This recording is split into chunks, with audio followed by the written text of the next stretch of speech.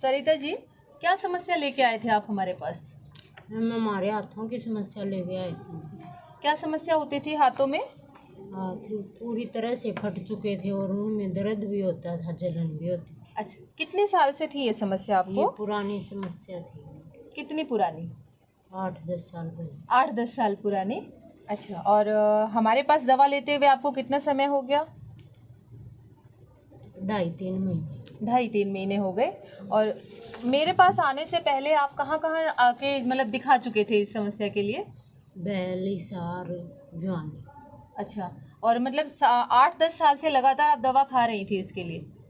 लगातार तो नहीं लेती थी, लेकिन तब ये जब ज़्यादा होता हाँ। था तब इसके लिए दवा खाती थी। हाँ। तो क्या क्या समस्या दिखती थी आपको हाथों में?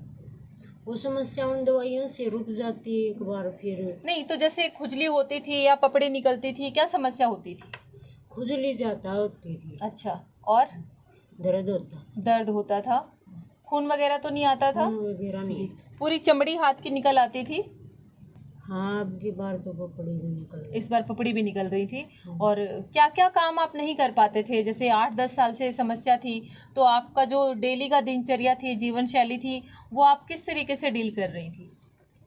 वो कपड़े धोने से ही हो जाती थी ज़्यादा, तब दर्द महसूस करती थी मैं। अच्छा।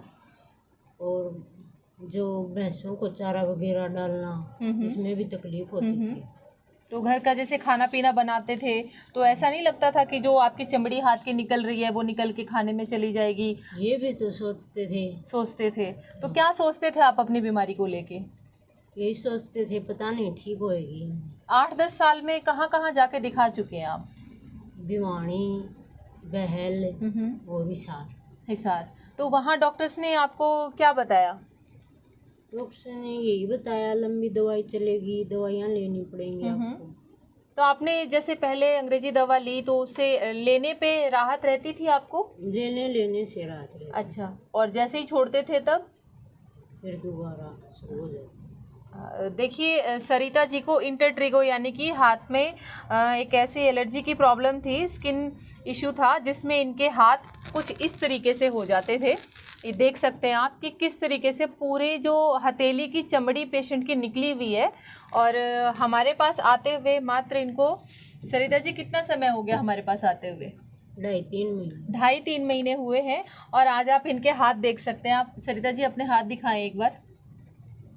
ये देखिए, पेशेंट की जो फ़ोटो मैं आपको दिखा रही हूँ, अगर हम उससे कंपैरिजन करें, ये देखिए पेशेंट के जो हाथ हैं पूरी तरीके से फटे हुए हैं, ऊपर की जो मोटी चमड़ी होती है वो पूरी तरीके से निकली हुई है, और फिंगर्स के बीच में भी। और आज पेशेंट के हाथ एकदम क्लियर है, कहीं कोई भी निशान नहीं है, कोई भी चमड़ी नहीं निकल रही है, कोई रेडनेस नहीं है, और कोई खुजली, जलन, दर्द कुछ नहीं है, जिससे पेशेंट पहले बहुत ज़्यादा परेशान रहती थी। और अब पेशेंट, जैसे सरिता जी, अब सारे काम कर पाते हो आप? हाँ, जैसे कपड़े वगैरह धोने में, खाना बनाने में? अब कोई तकलीफ नहीं। कोई तकलीफ नहीं है। अब सोचना पड़ता है कि अब खाना बनाऊं या नहीं, या कपड़े धोऊं या नहीं धोऊं?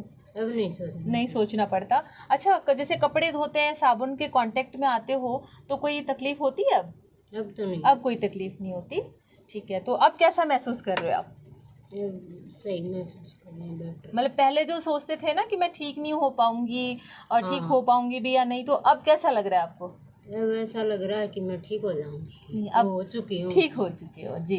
तो जैसे आपके जैसे और भी पेशेंट्स हैं सरिता जी, आप जैसे आपको स्किन की प्रॉब्लम है, उसी तरीके से स्किन की प्रॉब्लम के बहुत ज़्यादा पेशेंट्स आते हैं, और हैं भी, आपके इर्द गिर्द भी होंगे। तो उनके लिए आप क्या कहना चाहोगे? उनके लिए मैं यही कहना चाहूँगी कि वो यहाँ से आकर दवाई लें और फिर बेहतर महसूस करेंगे जी। अच्छा अच्छा, महसूस करेंगे। ओके। और जैसे दवा आपने शुरू करी थी, तो क्या आपकी समस्या थोड़ी बढ़ी भी थी? बढ़ी थी।